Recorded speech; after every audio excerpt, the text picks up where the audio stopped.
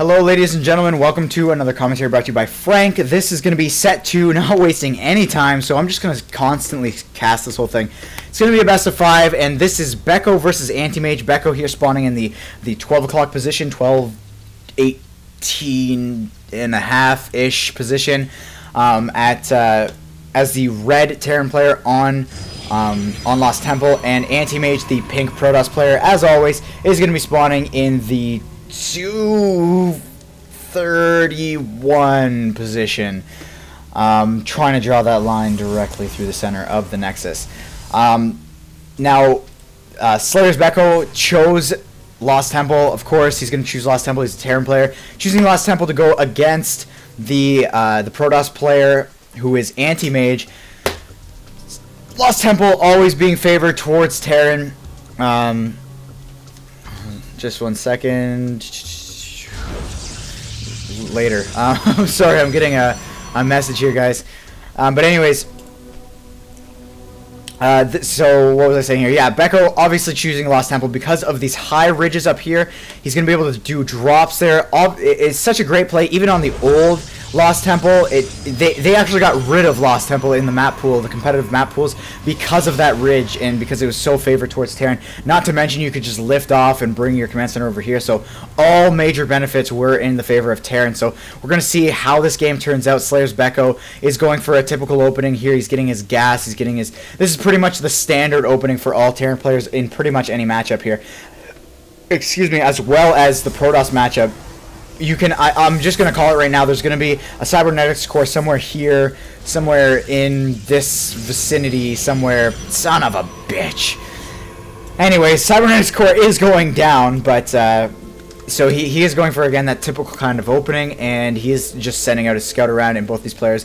I always find it so funny, like, when both players send out their scouting SCVs or probes or whatever, and they're just on the complete opposite side of the map, and they're just, like, little gremlins looking for their prey, and this Marine actually doing a little dance here, just patrolling on the ramp, so he gets a shot off. I think you get a shot off a little bit quicker if he's on patrol like that, rather than if he's just standing there in stop position. So reactor coming down, and it looks like we're just gonna wait and see what Bekho chooses for his tech route. Antimage, on the other hand, is going for a Zealot, and he's going for warp gate technology. So again, very, very standard stuff on a map like this. Yeah, and this is the other thing too, is now that they're in such close positions, you can only assume that Bekho's going to be going for some kind of dropship play. Command center coming up now, so once he gets that all settled in and he gets his nice, comfy expansion, he's probably going to move into some kind of dropship play. Not only does he have the position here where he can drop on top of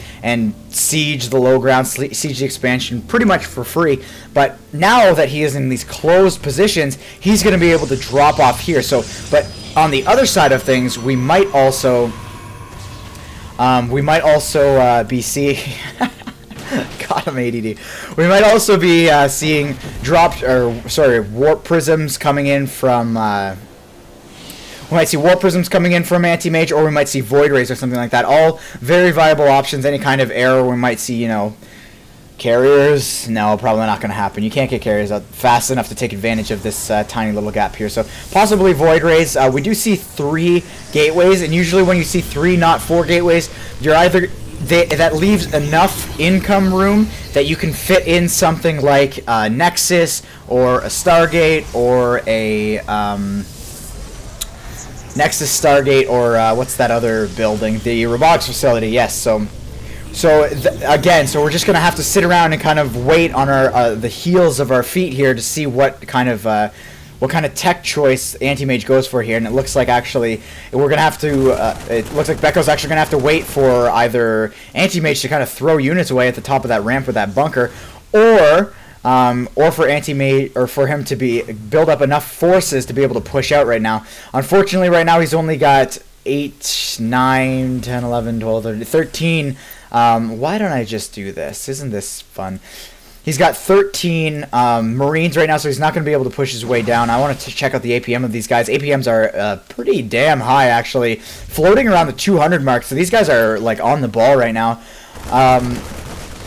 Switch back to the income tab here, and it looks like actually Antimage doing a little bit of an aggressive push. I would actually call that Not really the greatest thing that he should be doing right now. I don't think that he has the forces to kind of put up with this, especially the fact that Bekho has a Marauder, a missile turret as well, so I think he's kind of fearing the fact that, actually, no, that's actually a really good play. And if an observer comes overhead here, he's going to be able to kill it, and there's going to be no vision for the stalkers to shoot down at the low ground. So he's always got to worry about is these two zealots from getting up the ramp there and giving the vision for the ranged units.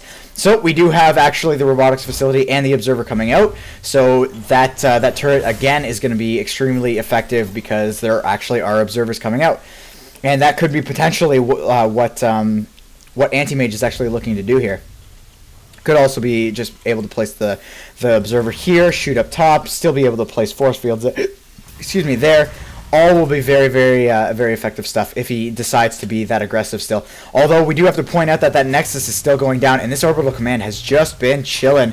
Hasn't been very useful for quite some time now. And actually, this is another great thing that I want to point out to some of you aspiring Terran Master Leaguers. This is a really great play right here. You guys might not recognize how great this passive kind of approach is to getting your expansion. Usually what you'll see is this kind of stuff happening where there's this force out here, and there's, even at this point in the game, we're at the 9-minute mark in game, and ooh, actually getting an observer picked off there. Very unfortunate for Antimage there, because he's probably building not an observer right now. Yeah, he is building an observer. Okay, so but either way, being forced to build a second observer for general scouting purposes rather than just placing them at very nice positions on the map. So yeah, like I was saying though, you'll build this command center as a Terran player, and you'll feel like you need to start mining from it, but it's just so hard to get down this ramp. What's going to happen is, even if you get down the ramp with all these units, and you kill all the units somehow, you're going to lose a lot more getting down there against the early Protoss army than you are with your own units, if you've gone for this early command center. So, kind of nice to see that that Bekho is opting to just be very passive. And if we take a look at Bekho's first-person view, not gonna watch him do that, but he actually does. Actually, I didn't think that he had seen the Nexus going up there, but so he does see the Nexus that's going up here, salvaging these two bunkers, and that's going to be the sign to move back for Antimage. He's got this pylon over here by this Zelnalico watchtower, and he's going to be absolutely fine there. So there's going to be a lot of SCVs transferring, yeah, because he was producing off of these two orbital commands. So what you got to keep in mind is that you can still use the orbital command to roughly 40% of the effectiveness that you would have gotten from it anyways, and you're going to prepare yourself to take your expansion in a lot better position anyways. And there we go, there's that dropship play that I was talking about. Definitely going to come in here with these short distances, and now finally taking a look back into the Protoss players base here. We do have 5 warp gates coming in, 2 of them being built right now, and it looks like taking out these destructible rocks for Antimage, and it looks like he's going to lose this pylon as well. Okay, there we go. I don't think he saw it with his units. It was the Zelnalico watchtower. And it looks like actually a drop coming in the back here. We can only assume that he's going to take down probably this robotics bay or some probes, or he's got a lot of options in the back here. Robotics bay it is. Are there any units in production here? No. It looks like he actually canceled something there, unless something had just come out.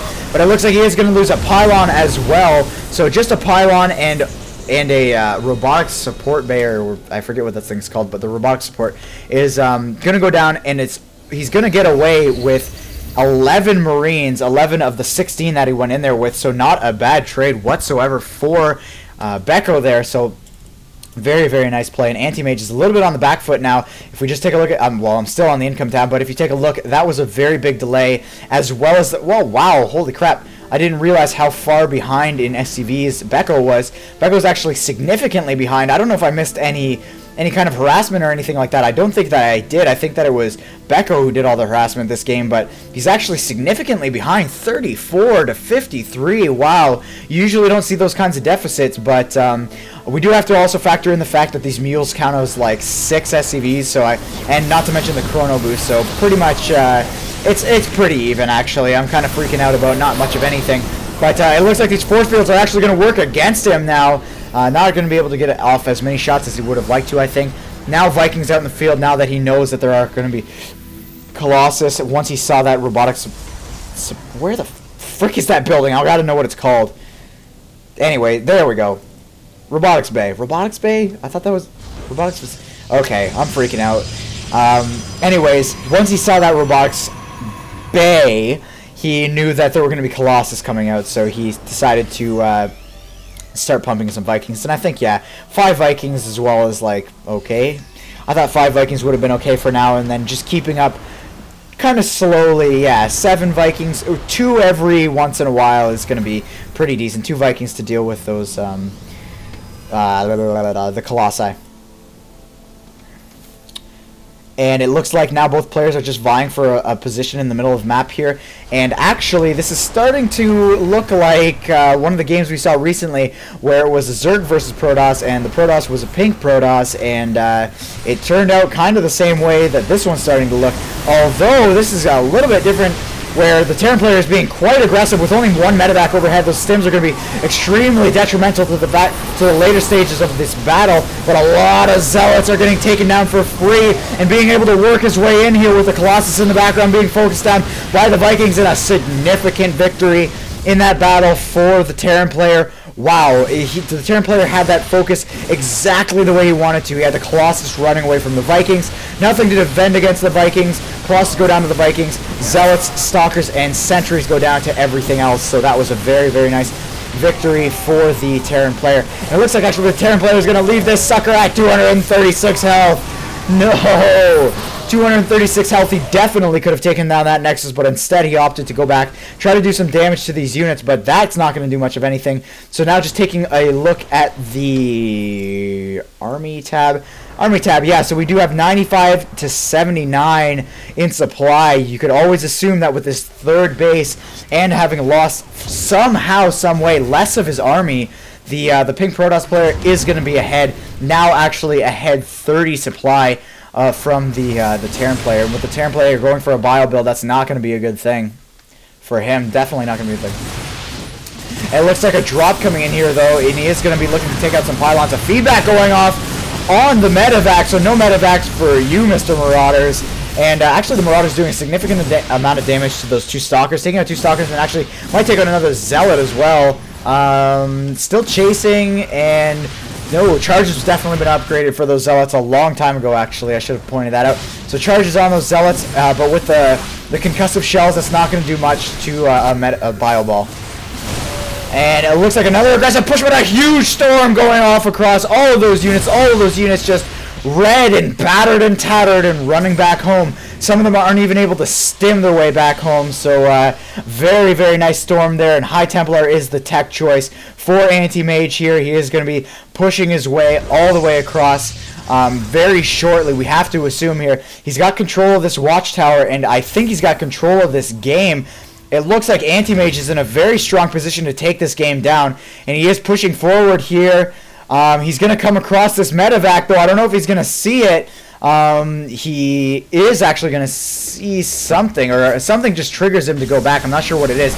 The Colossus are going to come around here, pick off a free Marauder, and it's just going to split into all of its big juicy pieces.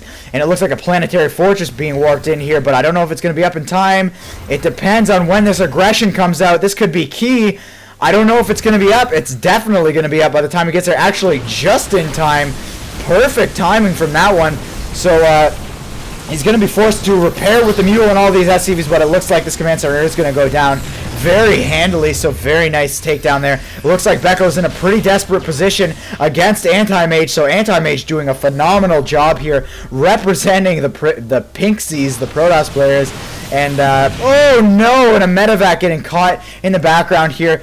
Oh, actually, I apologize for missing that one. That's pretty crucial. The Nexus was taken down here by that drop that I noted was going down towards the bottom left center of the map there.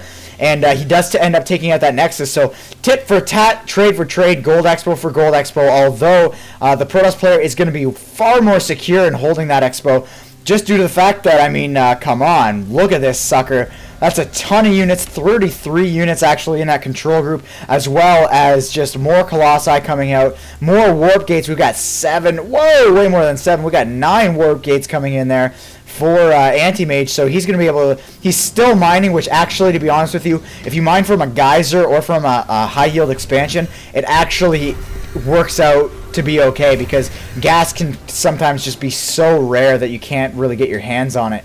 So gas as well gold expansions, they deliver quite a bit of gold, and it looks like the Vikings overhead are going to be focusing down all of these Colossus, but the Vikings, actually the ground army for Bekho is just not going to be able to pull it off here, but taking out a ton of Zealots for free.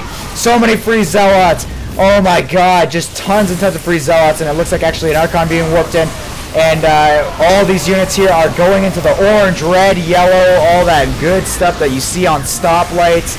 And unfortunately, it looks like Bekho, without a GG, is going to leave that game. So good game, well played by Antimage, and well played by Bekho as well, but Antimage coming out on top of that one.